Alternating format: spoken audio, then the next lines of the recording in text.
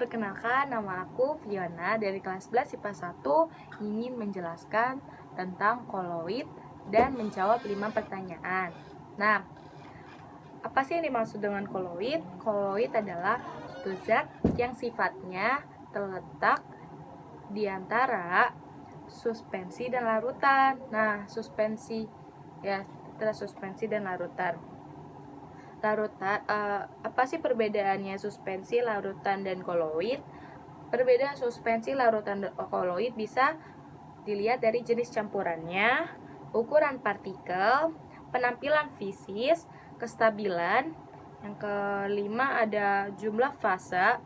Yang keenam adalah cara pemisahan. Nah, kalau yang kita bahas yang pertama, jenis campuran.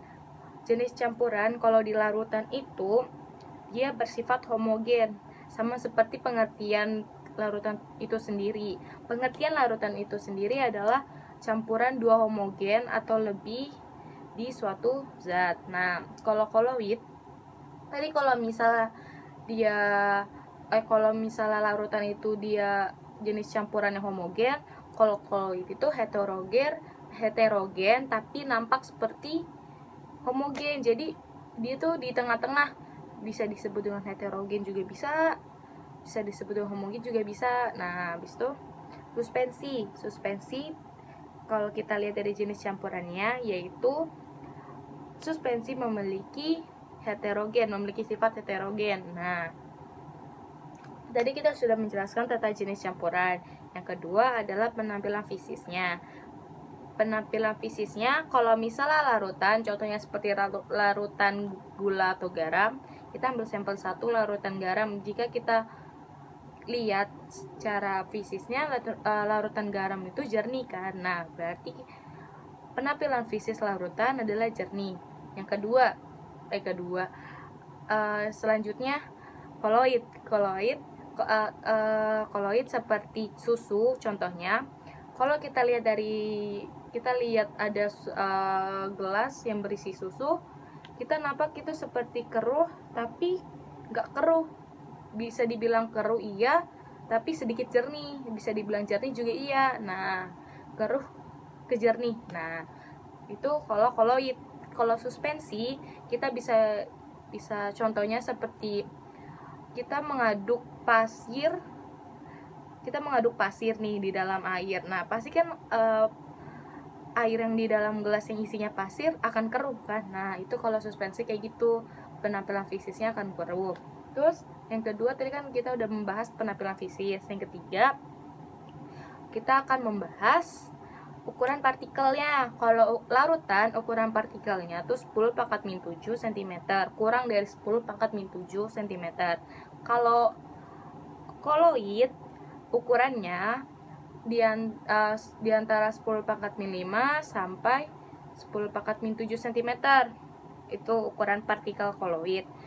Kalau suspensi, ukuran partikelnya lebih besar, karena kan contohnya kayak pasir kan lebih besar daripada koloid kan. Nah, pasti dia memiliki ukuran partikelnya lebih besar dari 10⁻⁵ cm.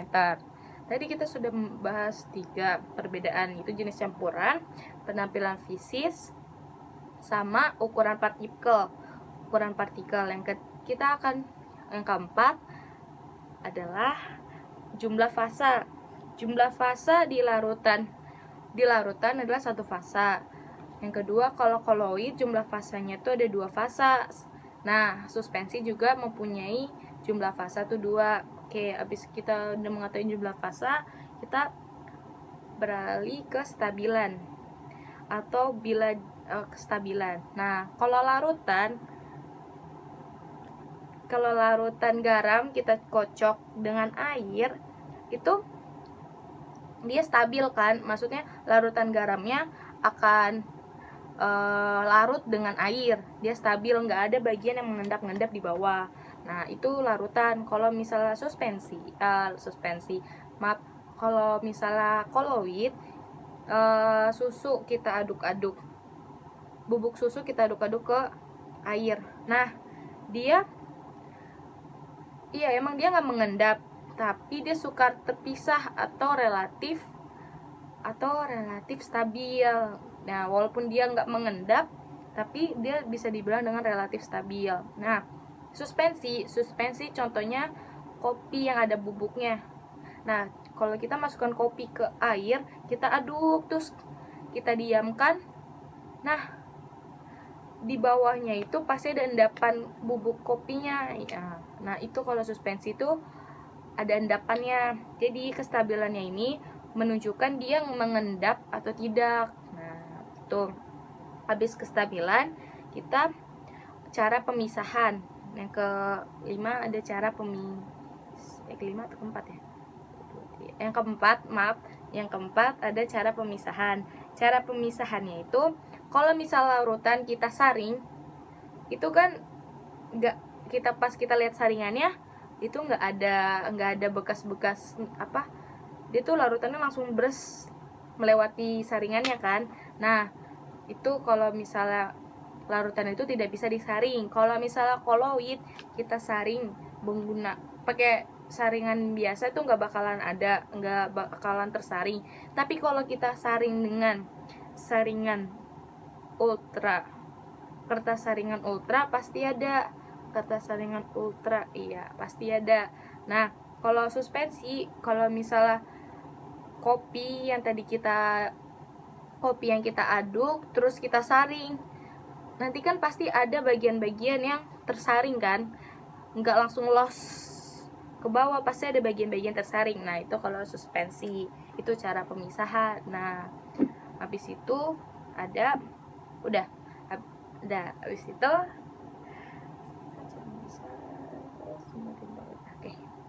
itu perbedaan larutan, koloid, dan suspensi. Nah, habis itu kita ke jenis-jenis koloid. Jenis-jenis koloid itu ada 2, fase terdispersi dan medium pendispersi. Fase terdispersi dan medium pendispersi. Nah, ini maksudnya apa sih? Fase terdispersi itu adalah zat yang melakukan penyebaran.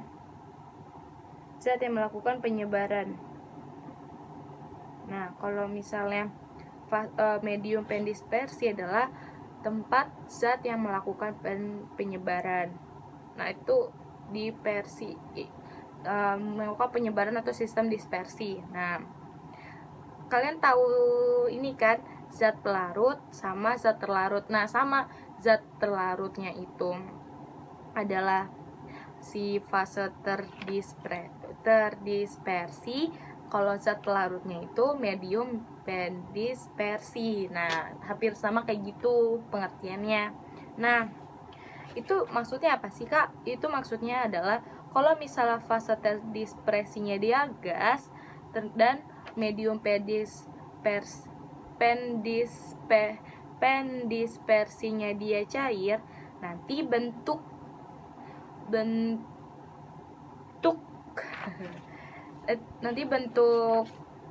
apa sih, bentuk itunya akan berupa buih. Namanya buih kalau misalnya fase terdispersinya itu gas, terus medium pendispersinya itu cair, itu akan terbentuk buih. Contohnya busa sabun, krim kocok, dan yang lain-lain. Habis itu kalau fase terdispersinya gas, terus medium pendispersinya itu adalah padat, maka disebut busa padat karena bentuknya padat. Kita melihat wujud kalau campuran fase terdispersi dan medium pendispersi, campuran antara fase terdispersi dan medium pendispersi akan membentuk suatu zat yang bentuknya itu mengikuti medium pendispersi. Contohnya kalau misal fase terdispersinya itu gas, terus medium pendispersinya itu cair, nanti bentuknya akan cair walaupun di dalam cairan itu ada gelembung-gelembung gas. Nah, begitu jenis-jenis koloid. Nah, masih banyak, ada gas ke padat, gas ke cair, cair ke gas, cair menjadi cair, cair padat, padat gas. Nah, nanti di sini ada tabelnya.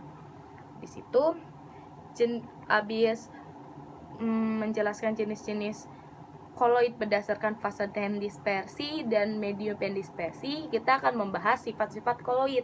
Sifat-sifat koloid itu ada 5 atau berapa gitu, tapi aku menjelaskannya cuma 5. Yang pertama, efek tindal.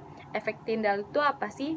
Peristiwa penghaburan berkas cahaya oleh partikel-partikel koloid. Contohnya, kalau kita menaiki mobil di malam hari, terus lampu mobil kita menuju ke jalan yang berkabut, nanti malah kabutnya itu cahayanya itu menerangi kabutnya, jadi kita tidak bisa melihat jalan. Nah, itu contohnya kalau efek tindal.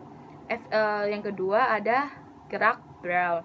Gerak Brown itu gerak lurus acak atau zigzag partikel koloid karena tumbukan antar partikel maupun dengan medium. Contohnya, kalau ada sebuah larutan yang ada sebuah koloid, terus habis itu kalau kita lihat menggunakan mikroskop ultra, kita melihat kalau misalnya gerak koloidnya itu, kalau ada koloid di satu larutan, nah kita melihat menggunakan mikroskop ultra, kita melihat gerak koloidnya itu dia akan bergerak secara zigzag karena mereka bertumbukan, karena mereka mempunyai tumbukan yang besar. Nah, begitu. Terus yang ketiga ada elektroforesis. Elektroforesis ini adalah peristiwa pemisahan koloid yang berbeda muatan. Contohnya alat kotrel pada cerobong asap. Terus ada yang keempat ada absorpsi. Absorpsi adalah peristiwa penyerapan ion-ion permukaan oleh partikel koloid sehingga koloid tersebut bermuatan. Kan tadi koloid itu kan sebenarnya kan nggak bermuatan, karena ada penyerapan dari ion-ion, hanya koloid itu menjadi ada muatan. Nah, contohnya penggunaan norit untuk diare. Nah, karena kan di dalam tubuh kita ada virus, ada bakteri, terus kita memakan obat norit, terus di dalam lambung kita nanti di dalam perut kita yang bakteri-bakterinya yang norit ini yang tadi pokoknya yang koloid norit ini nanti akan bakteri-bakteri itu akan mengasih muatan ke norit. Nanti norit akan membantu pokoknya nanti dia akan menghilangkan diare kayak gitu. Habis itu yang kelima ada koagulasi. Koagulasi adalah proses penggumpalan partikel-partikel koloid. Nah, oke. Segitu dulu penjelasan aku. Nah, habis itu kita membahas 5 soal pertanyaan. Oke, aku akan menjelaskan 5 pertanyaan. Yang pertama, berikut ini yang bukan merupakan sifat koloid adalah C. Yaitu partikel koloid dapat dilihat dengan mata telanjang. Ya, betul sekali, karena seperti yang penjelasan tadi yang aku bilang, kalau koloid itu tidak bisa kita lihat dengan mata telanjang, harus menggunakan mikroskop ultra. Oke, yang kedua ada kabut adalah sistem koloid dari. Jawaban yang benar adalah B, cair dalam gas. Ya, betul sekali. Kenapa? Karena kabut itu berbentuk gas tapi ada gelembung-gelembung cair. Oke, pertanyaan yang ketiga. Yang tidak termasuk sistem koloid adalah B, mutiara. Salah, yaitu C, air gula. Ya, betul seperti yang tadi aku bilang, kalau air gula itu merupakan larutan, bukan sistem koloid. Itu yang keempat ada ini, berikut yang termasuk sistem koloid ketika fase gas terdispersi dalam padatan adalah karet busa. Iya, karena karet busa itu berbentuk padat, dia berbentuk cair tapi ada padatnya. Habis itu pertanyaan yang ke-5, jika udara digelembungkan ke dalam larutan sabun, maka akan timbul buih, fase terdispersi, dan medium pendispersi. Pada buih berturut-turut adalah gas dan gas ke cair. Nah, oke. Sekian dari penjelasan yang aku berikan, dan mohon maaf jika ada kata-kata yang tidak berkenan di hati kalian. Mohon dimaafkan dan sampai jumpa. Hai.